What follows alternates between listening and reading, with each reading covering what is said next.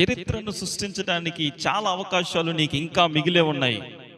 చరిత్రలో ఒక ప్రత్యేకమైన వ్యక్తిగా, ఒక ప్రత్యేకమైన పురుషునిగా, స్త్రీగా మార్చబడడానికి ఇంకా అవకాశాలు నీ కొరకు ఎదురు చూస్తూనే ఉన్నాయి.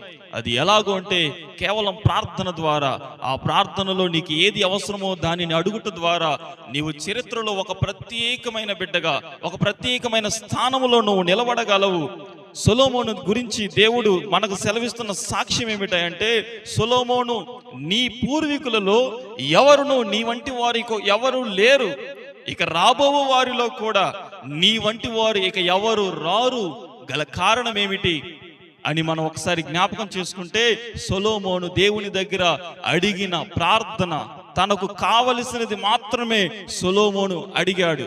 దానిలో నిజాయితీని చూచిన దేవుడు, తన అవసరతను మాత్రమే అడిగాడని గ్రహించిన దేవుడు, తన ప్రార్థనను ఆలకించిన దేవుడు సొలొమోనుని చరిత్రలో ఒక ప్రత్యేకమైన వ్యక్తిగా నిలబెట్టాడు.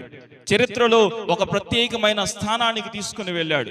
చరిత్ర సృష్టించేవాడిగా, చరిత్రలో ఒక యునిక్ పీస్గా సొలొమోనుని దేవుడు నిలబెట్టాడు. గల కారణం ఏమిటంటే తన ప్రత్యేకమైన ప్రార్థన. ఒక ప్రత్యేకగా నీవు మార్చబడాలంటే ఒక ప్రత్యేకమైన ప్రార్థన చేయి. ప్రత్యేకమైన స్థానంలో నువ్వు ఉండాలంటే ప్రత్యేకమైన జీవితం నువ్వు నేర్చుకో. ప్రత్యేకమైన వాడిగా నువ్వు సాక్ష్యం సంపాదించుకోవాలంటే ప్రత్యేకమైన సాక్ష్యపు అలవాట్లు నువ్వు నేర్చుకో. ఒక ప్రత్యేకమైన బిడ్డగా చరిత్రలో నువ్వు నిలబడతావు. చరిత్రను నువ్వు సృష్టించగలవు.